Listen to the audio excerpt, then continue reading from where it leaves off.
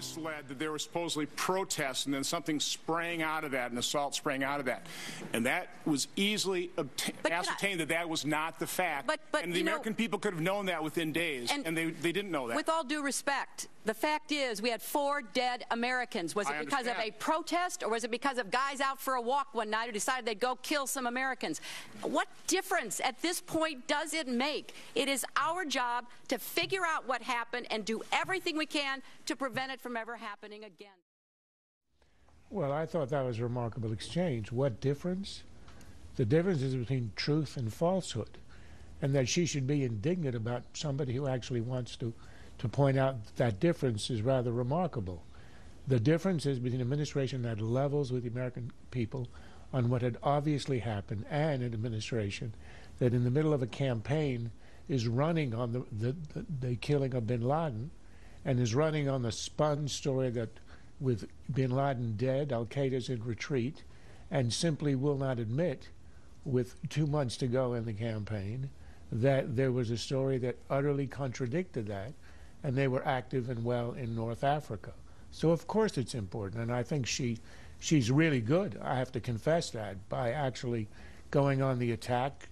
She disarms her opponents, and as Britt Hume pointed out a bit earlier, when you're facing these committees where there's no sequential follow-ups, where half of the members are just making speeches, you can get away with a lot. And she was able, time and again, to do that time-honored trick of saying, well, there's still the FBI looking into this, and as long as an inquiry is out there, I can't answer X, Y, and Z. It's the perfect out, and it's the way that appointing these inquiries and commissions is always a way to cover.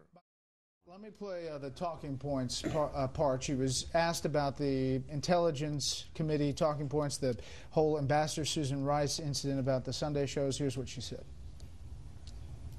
I was not involved in the so-called talking points process. My understanding is it was a typical process trying to get to the best information available. It was an intelligence product. There are many questions that are unanswered, and the answers, frankly, that you've given this morning are not satisfactory to me.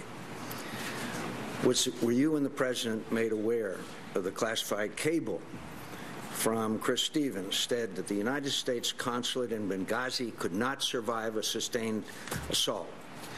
Numerous warnings, including personally to me, about the security were unanswered or unaddressed.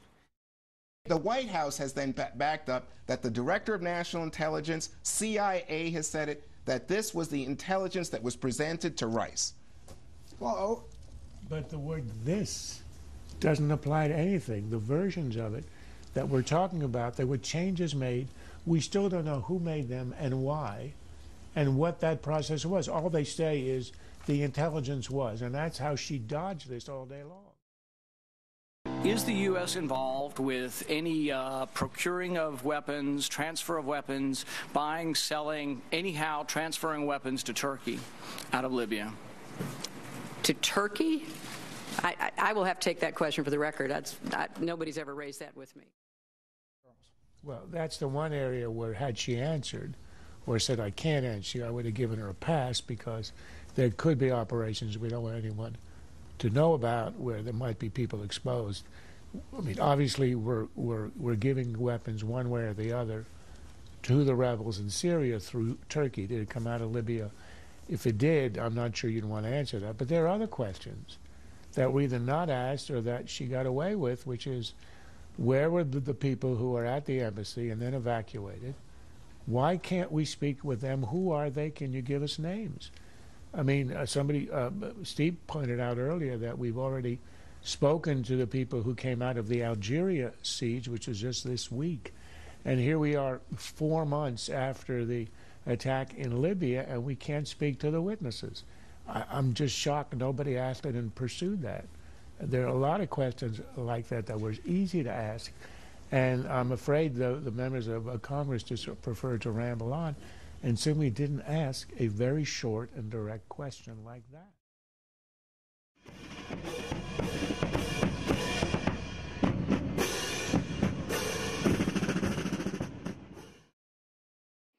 has been a Sunfish production.